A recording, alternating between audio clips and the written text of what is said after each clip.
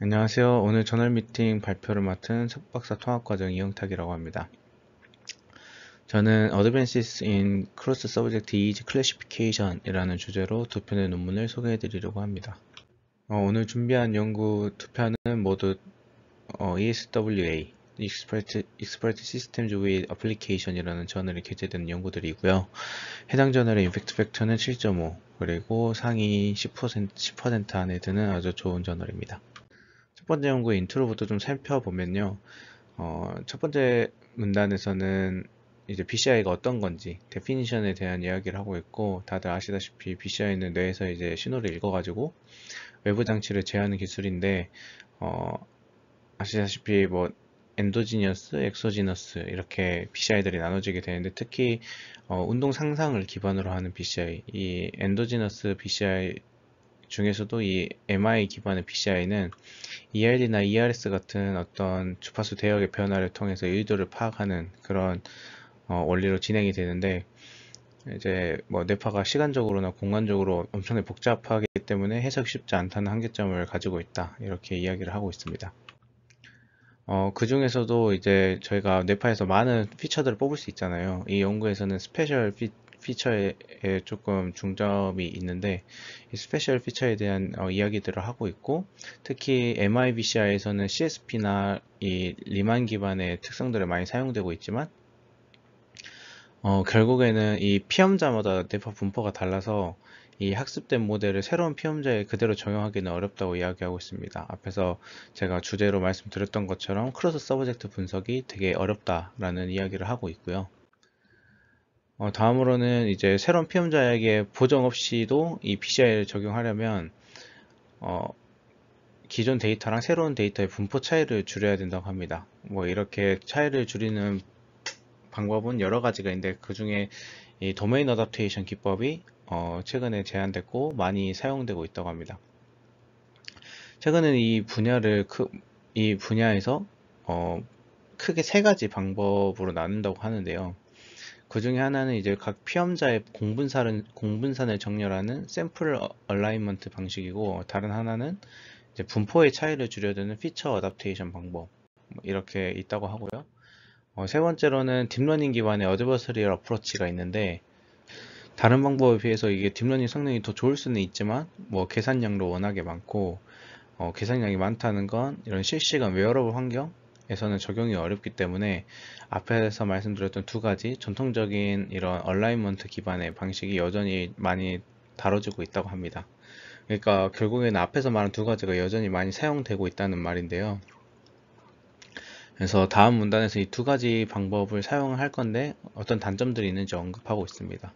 그래서 이 두 가지 방법의 단점은, 지금까지 뭐 머신러닝 기반이더라도 성능이 이제 계속 발전이 되면서 성능이 좀 좋아졌지만 여전히 이런 EIDRS의 복잡성을 제대로 반영을 하지 못했다고 하고, 두 번째 단점은 이 피처 어답테이션에서 이제 그 MMD 프레임워크라는 거에 의존을 하는데, 이게 뇌파에 대해서는 잘 작동이 안 되는 경우들이 있다고 합니다. 그래서 이런 다양한 리미테이션을 해결할 수 있는 그런 방법을 찾고도 했다고 하고요. 그래서 이 연구자들은 이 JFA-CPS라는 새로운 방법을 제안을 했다고 합니다. 이 방식은 두 종류의 공간 특성을 결합을 한 다음에 신뢰도 높은 슈도 레이블만 적용을 해가지고 크로스 서브젝트의 분류 성능을 높이겠다라고 이야기하고 있는데, 이게 이렇게 들으면 감이 잘 안 와서 뒤쪽에 이제 프레임워크를 설명해 드리면서 함께 보면 좋을 것 같습니다. 일단 해당 연구에서 사용한 데이터는 MI 모터 이미저리 데이터이고요. 왼쪽 아래 그림은 패러다임에 대한 그림, 그리고 오른쪽에는 각 여러 가지 데이터셋을 사용했는데 각 데이터셋에 대한 정보가 있습니다. 뒤에 뭐 결과가 지금 보시는 것처럼 데이터셋이 되게 여러 가지라서 결과가 막 많이 있는데, 그 중에 그냥 핵심 결과들만 뽑아왔고요. 일단 이 연구에서 핵심은 피처를 뽑고 그 다음에 슈도 레이블링을 하는 건데, 일단 피처 익스트랙션 같은 경우에는 이 모토 이미저리 데이터로부터 JSFR이라는 방법으로 특징을 추출을 하게 되고, 슈도 레이블링을 통해서 도메인 어답테이션을 수행한다, 이렇게 지금은 알고 계시고 자세한 건 뒤쪽에서 설명하도록 하겠습니다. 그래서 이 연구의 프레임워크를 좀 설명을 해드리면, 일단 목적 자체는 레이블이 있는 기존 피험자, 여기서는 이제 소스 도메인이라고 하고요. 그리고 그런 소스 데이터를 활용을 해서 레이블이 없는 새로운 피험자, 타겟 도메인이라고 하고요. 이 타겟 도메인에 모토 이미지의 이 데이터를 분류하는 겁니다. 당연히 소스랑 이 타겟은 피험자가 다르고 그에 따라서 이제 특성 분포도 다르게 됩니다. 피험자 자체가 아예 다르니까요. 그래서 해당 프레임워크에서 첫 번째로는 각 피험자 샘플의 평균 공분산 행렬을 정렬해주는 코베리언스 얼라이먼트를 진행을 합니다. 이게 결국에는 피험자 간의 분포 차이를 줄이는 과정이고요. 방법은 되게 간단한데 소스에 있는 모든 피험자에 대해서 트라이얼별로 코베리언스를 구한 다음에 평균을 해줍니다. 그러면은 모든 피험자에 대한 공통 공분산이 만들어지잖아요. 가장 큰 공분산이. 그래서 이 공통 공분산의 고유값 분해 형태로 여기 나와 있는 것처럼 공분산의 마이너스 2분의 1 승을 해준 걸 이제 일반 X의 각 트라이얼에 곱해주게 되면은 약간 모든 트라이얼들이 단위 행렬처럼 변환이 된다고 합니다. 그래서 모든 샘플들이 같은 분산을 가지게 되는 일종의 정교화를 시켜줄 수 있다고 하고요. 그 정교화를 이렇게 얼라이먼트라고 이야기하고 있습니다.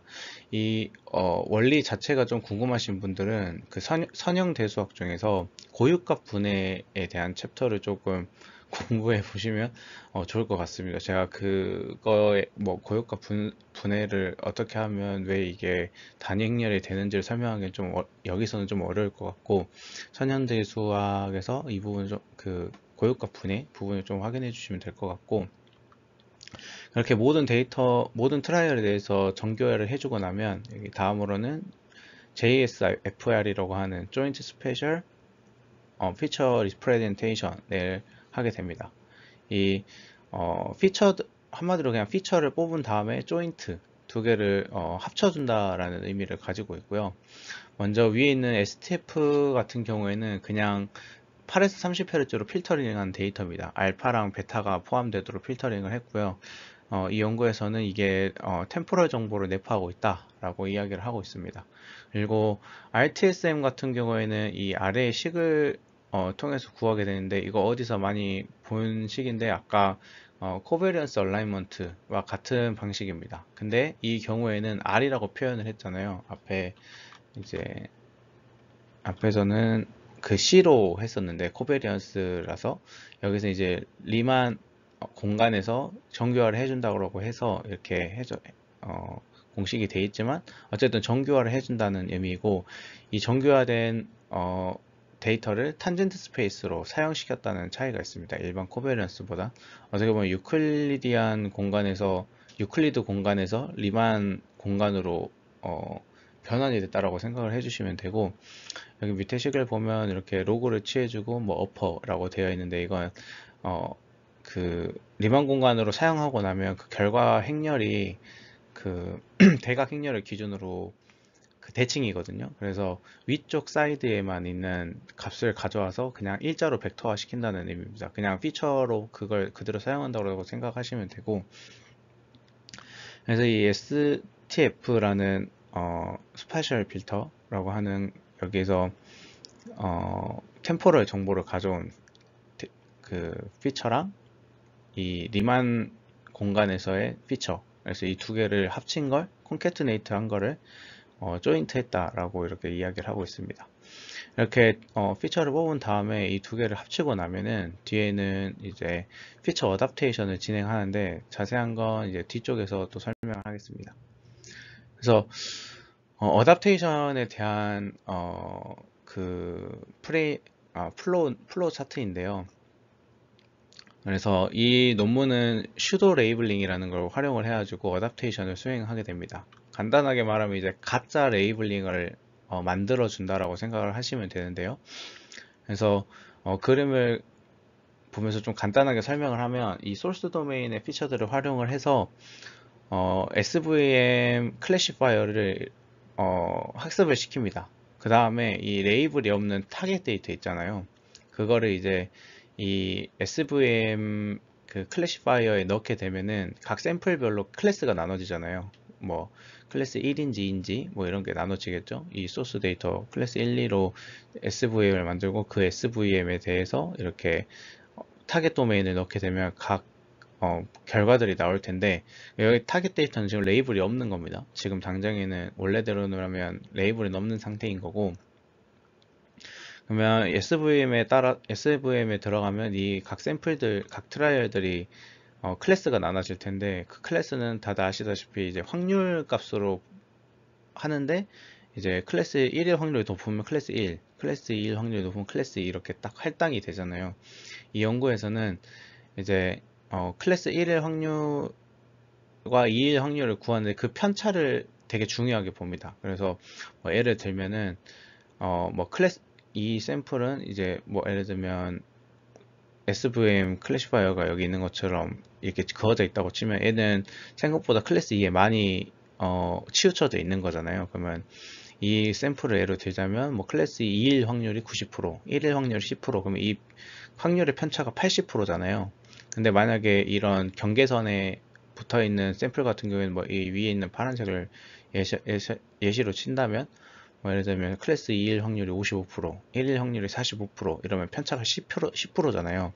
그러면 그만큼 이제 확실하지 않다는 뜻이 되니까 이 연구에서는 이렇게 이런 파란색과 그 세모처럼 이 확률의 편차가 큰 샘플들 그런 것들을 이제 클래스를 지정을 1과 2로 한 다음에 새로운 SVM 클래시파이어를 설정을 하게 됩니다. 이렇게 타겟 도메인에 대해서 실제로 레이블은 진짜 레이블은 모르지만 이 소스 도메인에서 만든 클래시파이어 기준으로 가장 높은 확률을 편차를 가진 걔들이 정말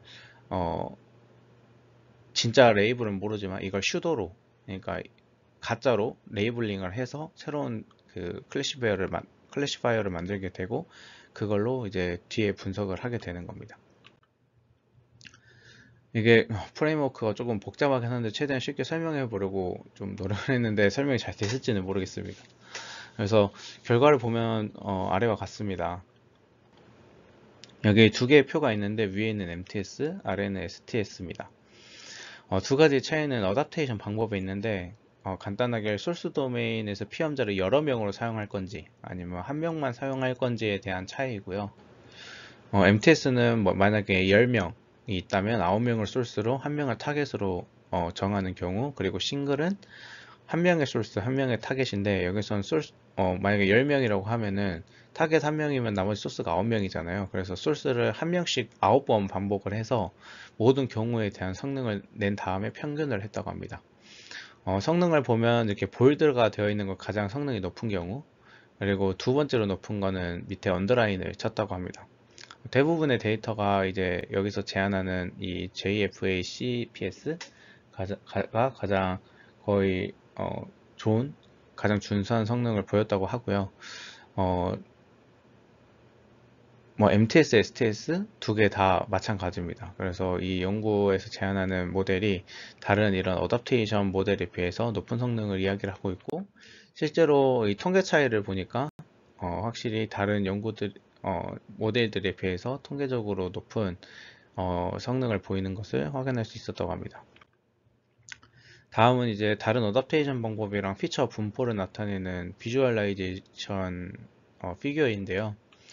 뭐 당연하게도 제한된 프레임워크가 소스와 타겟 간의 이 피처 분포가 가장 조밀한 것을 확인을 할 수 있습니다. 그래서 이런 조밀조밀하게 잘 분포된 것을 확인할 수 있고요. 그러니까 이게 SVM 경계선이 그어졌다면 이렇게 그어져 있었겠죠.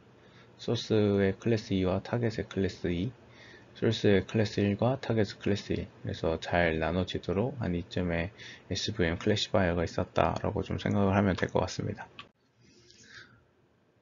다음으로는 어블리에이션 스터디에 대한 결과인데요. 해당 연구에서 사용된 피처인 아까 STF, 템포럴 정보를 담은 거죠. 그리고 RTSM, 탄젠트 스페이스로 보낸 이 공간 정보입니다.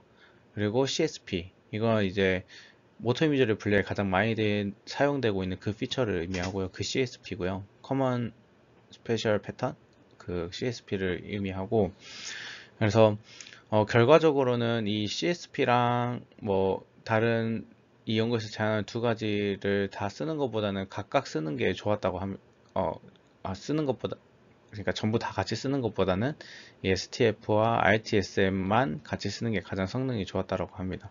그래서 결과를 보면은 전반적으로 좋은 성능을 보이는 것을 확인을 할 수 있고, 왜 CSP까지 썼는데 CSP까지 세 개를 다 쓰면 왜 안 좋냐라고 했는데, 이 연구자들이 이야기하기로는 이 CSP가 결국 공간 정보인데, 이미 리만 그 공간에 있는 이 RTSM 있잖아요. 이게 이제 조금 다르긴 하겠지만 정보가 좀 겹치는 부분이 많을 수도 있다고 합니다. 그래서 정보의 중첩이 생기다 보면 모델에 안 좋은 성능을 미칠 수도 있다고 하고요. 그래서 CSP랑 이 RTSM을 같이 쓰는 것보다는 결국에 똑같은 공간 정보니까 같이 쓰는 것보다는 그냥 각각 쓰는 게 더 좋다. 근데 특히 이 RTSM을 쓰는 게 뭐 가장 좋았다라고 이야기를 하고 있습니다.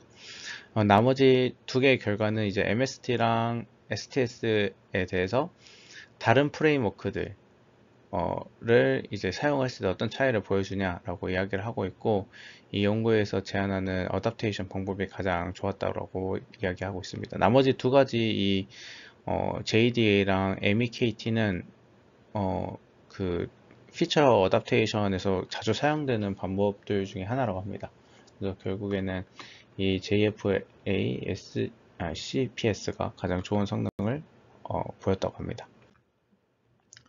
다음 연구는 저널은 똑같고요. 똑같이 크로스 오브젝트 성능을 높이고자 하는 연구입니다. 해당 연구에서는 앞에는 MI 데이터, 모터 이미지의 데이터를 사용했지만 여기서는 이모션 데이터를 사용을 했고요. 인트로부터 좀 살펴보면은 이제 EEG 기반의 이런 감정 인식이 다양한 분야에서 막 주목을 받고 있는데, 여기서도 마찬가지로 피험자 간의 다른 특성 때문에 일반화가 어렵다, 제너럴라이제이션이 어렵다라고 이야기를 하고 있고, 여기서 그래서 결국에는 서브젝트 인디펜던트한 걸 잘 풀어내야 된다. 앞에 연구에서 이야기하는 크로스 서브젝트랑 같은 의미의 단어고요. 그래서 이런 서브젝트 인디펜던트한 그 감정 연구를 잘 하기 위한 방법들이 여러 가지가 제안이 되는데, 그중 하나가 제로샷. 훈련에 이제 사용된 데이터를 쓰지 않고 완전히 새로운 데이터가 오더라도 잘 학습이 되도록, 그러니까 잘 분류가 되도록 하는 그런 방법이 있고, 또 다른 접근법으로는 이제 이 피험자의 일부 데이터를 활용을 해서 보정을 하는 겁니다. 그 이제 결국 어댑테이션 방법을 쓰겠다는 건데, 이게 굉장히 다양한 기법들이 있지만 뭐 잘 되는 것도 있고 잘 안 되는 것도 있는데, 이 연구에서는 특히 이 감정 관련된 EEG 데이터들을 보면 개인의 특성들도 많이 섞여 있는 것도 있고, 이 감정이라는 게 모든 사람이 또 동일하지 않잖아요. 뭐 저희는 뭐 오른손 왼손이야 관장하는 이런 딱 영역이 정해져 있고, 물론 사람마다 좀 그 차이는 있지만 어쨌든 감정이라는 거는 사람마다 그렇게 딱 어떤 우리가 해부학적으로 이렇게 오른손 왼손 정해져 있는 것처럼 막 정해져 있지 않다 보니까 좀 더 피험자 간의 베리에이션이 좀 크다고 합니다. 그래서 이 어떤 특성들을 인탱글 하는 게 중요하다라고 이야기를 하고 있거든요. 여기서 디스인탱글 하는 것이 중요하다 하는데, 이 디스인탱글이라는 건 특정 성분을 이제 미리 분해해서 정의를 한 다음에 분리해내는 걸 의미를 합니다. 그래서 약간 ICA랑 비슷한 거라고 생각하시면 되는데, 아마 뒤쪽 메소드를 설명드릴 때 다시 한번 들으시면 좀 이해가 될 거라고 생각이 되고, 어쨌든 최근에는 뭐 오토인코더나 모처 인포메이션 기법들을 활용을 해가지고 EEG 특성을 이제 분해하고 분리하는 이런 연구들이 많이 진행되고 있다고 합니다. 그래서 이 연구에서는 도메인 인베리언트 피처라고 불리는 특성이랑 도메인 스페셜 피처, 이 두 가지 특성을 분리하기 위해서 디커플러라는 걸 사용을 하고 모추얼 인포메이션을 활용을 해서 이 특징들을 잘 분류하고 추출해내는 그런 연구를 제안했다고 합니다. 그리고 기존에 뭐 CNN이나 LSTM 이런 거 안 쓰고 멀티헤드 어텐션 기법을 사용을 해서 좀 더 좋은 성능의 더 일반화된 이런 모델을 제안하게 됐다고 합니다. 벌써 레코딩을 시작한 지 20분이 지났네요. 이 두 번째 연구는 생각보다 그렇게 컨셉이 엄청 막 어렵고 그런 건 아니라서 좀 잘 설명을 해보겠습니다. 일단 뭐 사용되는 데이터는 두 가지 데이터가 사용이 됐고요. 저 DEAP랑 아미고스라는 데이터를 사용을 했고, 서브젝트들은 각각 32명이랑 40명 이렇게 있었습니다. 둘 다 어떤 비디오를 보면서 느끼는 느낌에 대해서 설문을 했다고 하고요. 전처리로는 그냥 샘플링 레이트를 맞추기 위해서 다운샘플링 128로 했고 밴드패스 필터링은 4에서 45Hz로 했다고 합니다. 해당 연구에서 제안한 프레임워크입니다. 첫 번째 연구에서처럼 이제 기본적으로 소스 데이터에 대해서 코베리언스 얼라이먼트를 진행을 했다고 합니다. 똑같이 공분산 행렬을 해서 일반화해준 정규화해주는 걸 지나쳤다고 하고요. 그 후에 이제 이 데이터를 베이스 인코더에 넣게 되는데 이 파트는 피처를 추출하는 파트거든요. 피처를 추출을 하고 이제 피처들을 분해하는 부분들이 이렇게 뒤에 있어서 뒤에서 좀 설명을 드리겠습니다. 어쨌든 베이스 인코더에서는 멀티헤드 어텐션을 사용을 해서 피처를 뽑았다고 합니다. 그래서 좀 더 자세하게 보면 이 인풋 데이터가 멀티헤드 어텐션에 들어가서 피처를 이렇게 뽑습니다. 피처가 D 곱하기 L, 5분의 L 이렇게 되어 있는데 이건 그냥 그 모델 안에 그 풀링이 있어가지고 5분의 1 피처가 그냥 5분의 1배 된 거라고 생각을 하시면 됩니다. 그래서 피처가 이렇게 생겼고 피처의 크기가 사실 중요한 건 아니고 그냥 이 피처들이 어떻게 처리가 되는지가 사실 중요한 거라서, 그래서 피처가 추출된 다음에 각각 이 도메인 클래시파이어랑 이모션 클래시파이어로 입력이 됩니다. 하나씩 설명을 좀 드리면 도메인 클래시파이어는 피험자를 분류하는 분류기입니다. 여기서 도메인이랑 서브젝트는 같은 말이라고 생각하시면 되고, 그래서 이 분류기는 도메인이 잘 분류되도록 학습을 하게 됩니다. 결과적으로는 이 입력 데이터가 뭐 여러 명에서 왔잖아요.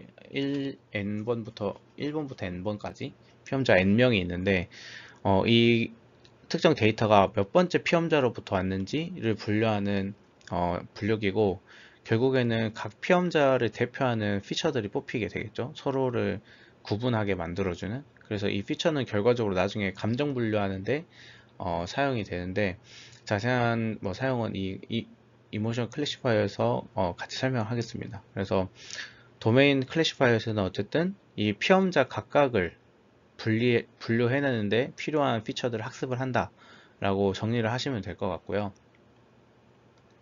그리고 또 다른 입력 데이터는 여기 위에 있는 것처럼 글로벌 피처 익스트랙터로 들어가게 됩니다. 여기서는 그냥 전체 데이터를 넣고 그냥 피처를 한번 걸러준다 라고 생각을 하시면 되고, 중요한 건 이 이모션 클래시파이어입니다. 그래서 궁극적으로 저희는 감정을 분류를 잘하고 싶은 거잖아요. 그래서 이 클래시파이어는 감정 분류를 잘하는 피처들을 추출을 하게 되고, 그때 이제 결국에는 우리가 크로스 오브젝트 성능을 높이려면 이 개개인에 대한 정보가 배제가 되면은 훨씬 일반화된 모델을 만들 수가 있는 거잖아요. 그래서 아까 여기서 말한 사람을 구분하는 데 유용한 피처들을 가지고 와서 이 이모션 클래를 분류하는 피처들이랑 섞어서 이 이모션을 구분하는 것 중에 피험자를 구분하는 성분들이 있잖아요. 피험자가 구분될 수 있게 하는 성분들, 그걸 이제 배제시키게 됩니다. 그러니까 피험자 정보를 싹 다 빼버리는 거죠. 두 개를 비교해가지고 이미 그 감정을 분류하는 피처들에서 사람에 대한 정보를 싹 다 제거한다 라고 생각을 해주시면 됩니다.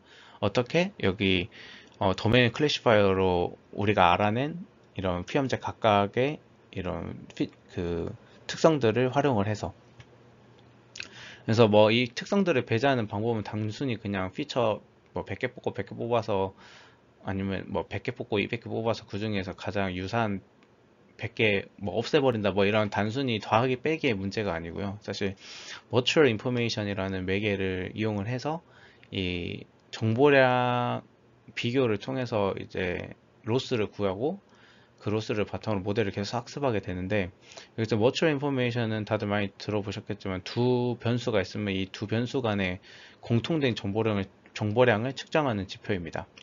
그래서 여기 이 경우에 대해서 좀 빗대 보자면, 감정이랑 관련된 피처랑 사람을 분류하는 피처는 정보를 공유할 필요가 없잖아요. 최대한 이 사람을 분류하는 걸 빼내야 되니까. 그래서 Virtual Information이 최소화가 되도록 학습이 됐고, 반대로 이제 감정과 관련된 피처는 정보량을 많이 가질 수 있도록, 이 분류를 해내는데 많은 정보를 가질 수 있도록 학습을 하게 됩니다. 뭐 결과적으로 앞에서 설명드린 여러 가지 뭐 이런 클래시파이어들이랑 이런 디커플러들 이렇게 해서 각각 이렇게 로스들이 많이 나오거든요. 그래서 이 로스들을 총합해서 이제 이 모든 것을 고려한 최종 모델 학습이 진행되게 됩니다. 그래서 결과를 보면 두 가지 시나리오가 있는데, 각 시나리오는 그냥 K폴드 한 거, 그리고 리브원 아웃, 서브젝트 아웃 한 거, 이렇게 각각 있고, 다른 모델이랑 비교를 해봤을 때 DAP에서는 뭐 크게 성능 향상이 뭐 차이가 없었지만, 이 아미고 데이터에서는 성능에 큰 상승이 있었다라고 하고 있고요. 특히 시나리오 1에서 큰 차이가 있었다고 합니다. 그리고 특성들을 이렇게 분리를 하는데 이 머추얼 인포메이션을 사용했다고 말씀드렸잖아요. 그래서 특히 이 도메인에 대한 머추얼 인포메이션이 고려됐을 때랑 고려되지 않았을 때의 분류 정확도를 보여주는 그래프인데, 좌측에 with the gamma라고 되어 있는 건 감마 대역만 따로 추출을 한 데이터고, 오른쪽 with 오리지널 데이터는 전체 대역을 한 겁니다. 갑자기 왜 뭐 감마가 튀어나왔나 이렇게 싶으실 텐데, 이 연구에서 감정이 되게 감마 대역이랑 민감하게 뭐 연관이 되어 있다라고 가정하에 이렇게 주파수 대역을 나눠서 분석을 해봤다고 하고요. 그래서 여기 주황색은 머추얼 인포메이션을 고려하지 않았을 경우, 이거 파란색은 머추얼 인포메이션을 고려했을 경우 이렇게 돼 있는데, 확실히 이 베일런스 그 왼쪽 같은 경우에는 베일런스 할 때 머추얼 인포메이션을 고려한 경우가 훨씬 성능이 높았다고 하고, 나머지 전체 대역에서도 뭐 크게 유의미한 성능 차이를 보였다고 합니다. 이렇게 크로스 오브젝트 성능을 올리기 위해서 이런 도메인 어댑테이션을 적용한 사례들을 두 가지 케이스를 소개를 해드렸는데요. 제가 최근에는 모델 제너럴라이제이션에 관심을 계속 가지다 보니까 이런 연구를 소개해드리게 됐고, 두 연구를 보면은 이제 뭐 저널을 보고 판단하는 건 그리 좋진 않겠지만 ESW에 게재된 연구인 만큼 되게 좋은 퀄리티의 연구들이고, 특히 이제 연구실의 정신질환이나 체성분 분석처럼 피험자 개개인의 이런 성능을 보는 게 아니고 이 사람 하나하나가 샘플이 되는 연구에는 특히 더 의미 있는 연구가 되지 않을까라는 생각이 듭니다. 결국 피험자 간의 이런 차이도 정교화를 잘 해내야 될 거고요. 그래서 그런 연구들, 이런 피험자 하나하나가 샘플이 되는 그런 연구에 훨씬 더 적용하기 좋은 방법들인 것 같고, 저도 여러 방향으로 이제 공부를 하고 있는데, 또 저널 미팅 보시면서 궁금한 점 있으면 언제든지 질문 주셔도 좋고요. 직접 찾아오셔도 좋고, 댓글 달으셔도 좋습니다. 긴 시간 발표 들어주셔서 감사합니다.